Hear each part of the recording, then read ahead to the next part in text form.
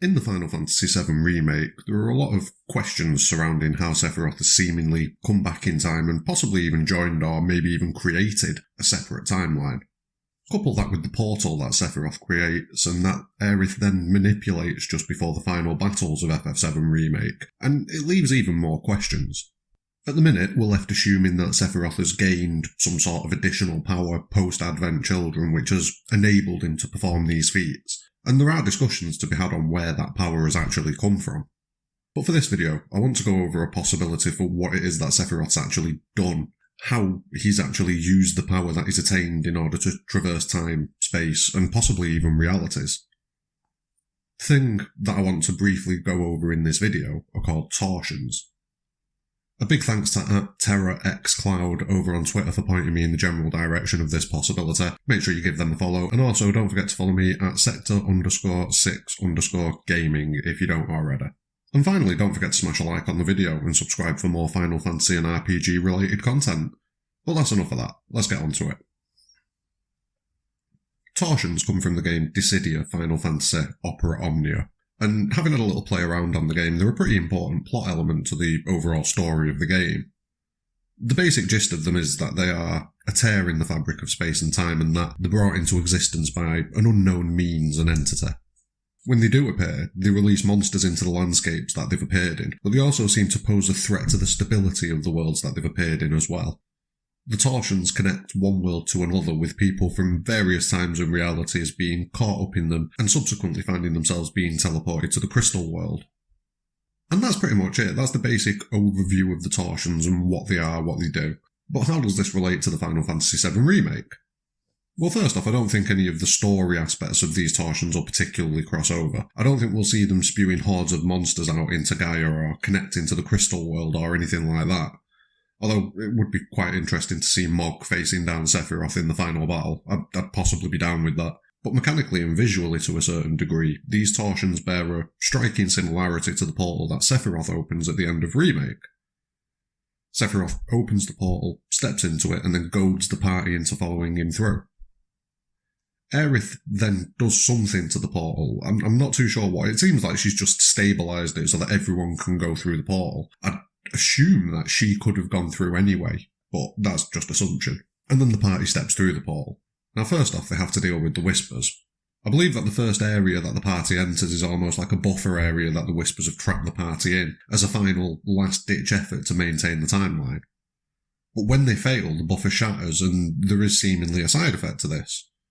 Because the Whispers have been defeated, and because they're in a state where they're seemingly between worlds trying to stop the party, it leads to the singularity explosion that happens once the Whispers have been defeated being felt across what seems like all times and realities. This has got other implications that we'll circle back around to at the end of the video. But once the party have defeated the Whispers, I then believe the party have entered into this different realm. At one point I was pretty certain it was post-Advent Children Midgar. It still could be, but it might not be. Who knows? The point is, though, the fact that the party have gone through the portal and into a different realm, it indicates that this could mechanically be a very similar type of thing as the Torsions from Opera Omnia. So if we look further at Torsions, they create portals that not only distort space, but time as well.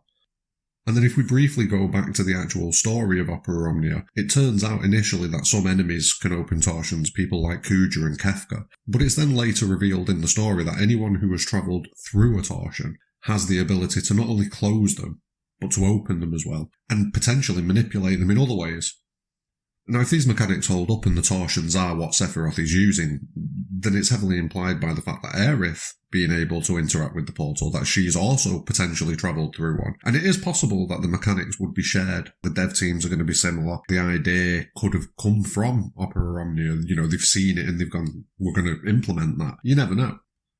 But what this does is it then ties in with the belief that not only has Sephiroth come back in time to change destiny, but apparently so has Aerith.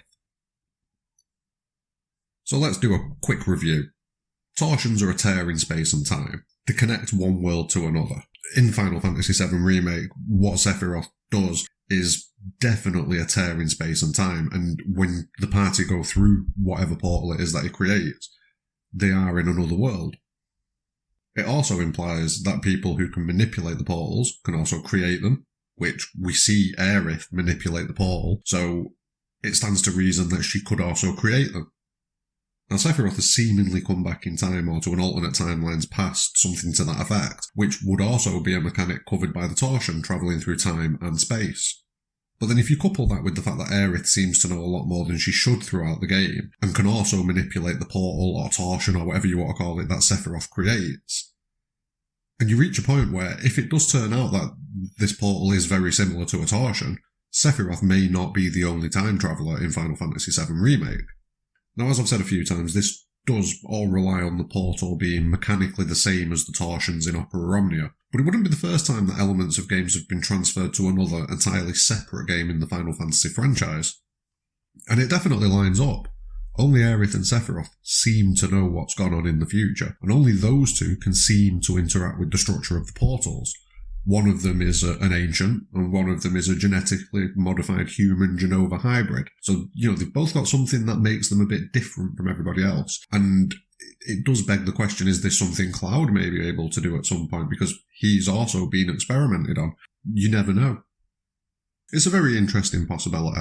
Like I say, we have seen mechanics used across various games in the Final Fantasy franchise before, so it wouldn't be a surprise to me if these are mechanically the same thing as the torsions in Opera Omnia, and it would explain quite a few things. It could easily explain how Sephiroth has managed to do what he's done in the first place, and it could also explain how Aerith seems to know more than she should.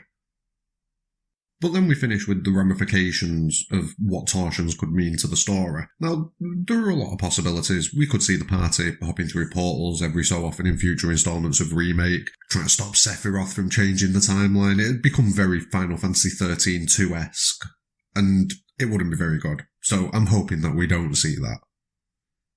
More likely, though, if it turns out that not only Sephiroth can create these portals, but Aerith as well, we may have a route to reuniting with a long-lost friend who survived against the odds, against destiny, and across time and space. Thanks very much for watching. Don't forget to subscribe for more Final Fantasy-related content, and more than anything, have a great day.